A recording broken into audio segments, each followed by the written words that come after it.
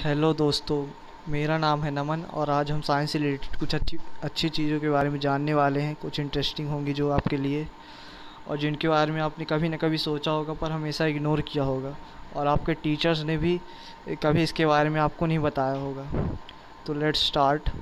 तो आज के टॉपिक में हम सबसे पहले जानेंगे कि what causes winters and summers, कि विंटर्स और समर्स क्यों होते हैं। ऐसा क्यों होता है कि साल के कुछ समय में सर्दियाँ होती हैं और कुछ समय में गर्मियाँ होती हैं, और जो गर्मियों में दिन बड़े क्यों होते हैं और सर्दियों में छोटे क्यों होते हैं। और इसके साथ साथ आप में से कुछ लोगों ने कहीं ना कहीं सुना होगा कि जो दिन और रात होते हैं नॉर्थ और साउथ पोल में, वो लगातार 6 महीने लंबे क्यों होते हैं।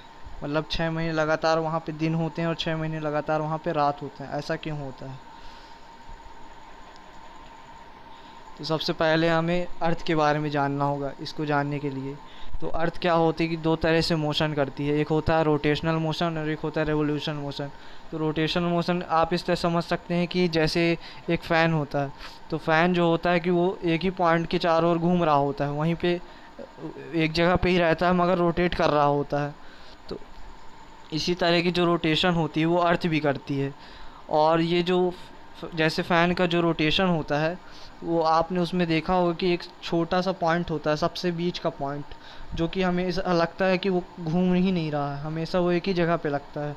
वैसे ही अर्थ का भी एक पॉइंट होता है और उस पॉइंट से होते एक इमेजिनरी लाइन गुजरती है। उस इमेजिनरी लाइन को एक्सिस कहते हैं। यहाँ पे एक एक्सिस है, जैसे ये अर्थ की एक्सिस है, और ये जो अर्थ की जो एक्सिस है वो एकदम वर्टिकल नहीं है, मतलब वो थोड़ा सा झुकी हुई है।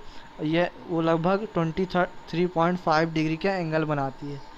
और इसके साथ साथ जो अर्थ है उसमें एक इमेजिनरी लाइन और होती है जिसको इक्वेटर कहते हैं, और ये इक्वेटर जो होती है वो अर्थ को दो बराबर हिस्सों में बांटती है, जिसको northern hemisphere and southern hemisphere कहते हैं।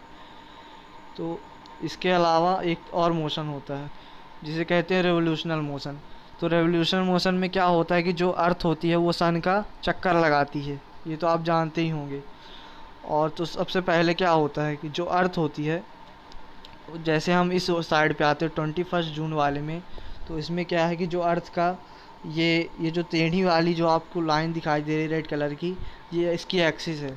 और जो वर्टिकल लाइन है, तो वर्टिकल लाइन के राइट साइड पे ही पूरी तरह से लाइट पड़ रही है सन की, और जो इसका एक्सिस है अर्थ का वो इसकी तरफ झुका हुआ है, सन की तरफ झुका हुआ है। जो इसका नॉर्दर्न हेमिस्फीयर है वो सन की ओर ज़्यादा है। मतलब इससे क्या होता है कि जो सन की लाइट होती है वो नॉर्दर्न हेमिस्फीयर पर ज़्यादा समय के लिए पड़ती है और साउदर्न हेमिस्फीयर पर कम समय के लिए पड़ती है। इसलिए मई जून के टाइम पर नॉर्दर्न हेमिस्फीयर में गर्मियाँ होती हैं। नॉर्दर्न हेमिस्फीयर मतलब जैसे हमारा देश हो गया, चाइना हो गया, अमेरिका हो गया, ये सब कंट्रीज़ नॉर्दर्न हेमिस्फीयर में आती हैं।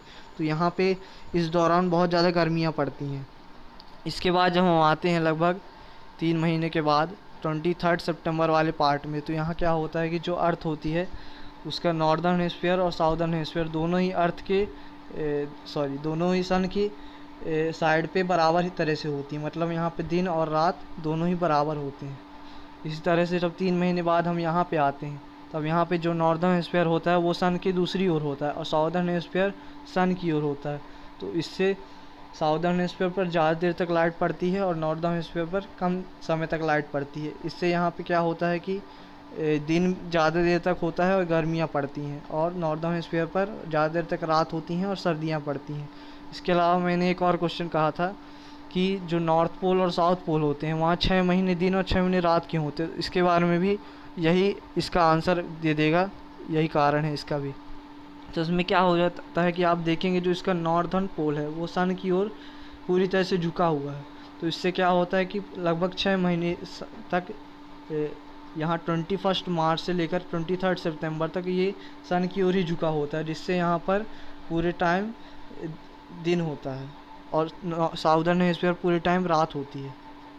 और यहाँ से जब हम इस साइड आते हैं 22 दिसंबर वाले पार्ट पे, तो यहाँ पे क्या होता है जो साउदर्न पोल होता है वो पूरी तरह से सन की ओर होता है। तो यहाँ पे पूरे 6 महीने दिन होते हैं, और नॉर्दर्न हेमिस्फीयर पे क्या होता है कि सर्दियाँ होती हैं, और यहाँ पे सर्दियों में पूरी तरह से रात होती हैं, क्योंकि यहाँ पे भी लाइट नहीं पहुँचती लगभग 6 महीने तक। तो जो भी हमने 3 सवाल पूछे थे उनका आंसर पूरी तरह से एक ही चीज़ में मिल जाता है कि जो टिल्ट होती है अर्थ की, ये पूरी तरह से इसका कारण होती है। अगर ये टिल्ट ना होती तो हमारे अर्थ पे इस तरह से सीजन में चेंजेस नहीं आते। उम्मीद करता हूँ कि आपको मैंने अच्छी तरह समझा दिया होगा इसके बारे में। तो मेरे साथ क्या हुआ था कि मैं जब 5th क्लास में था तब मैंने इसके बारे में सबसे पहले पढ़ा था एक एटलस बुक में। तब मैं बहुत ज़्यादा हैरान हो गया था कि ऐसे कैसे हो सकता है कि एक समय अर्थ के किसी पार्ट में गर्मियाँ हों, एक समय किसी पार्ट में सर्दियाँ हों, ऐसा कैसा हो सकता है। और आपके लिए मैंने इसमें एक क्वेश्चन रखा हुआ है जो कि आप मुझे आंसर दे सकते हैं अगर आपको पता हो। Why every 4th year has 366 days and not 365 days.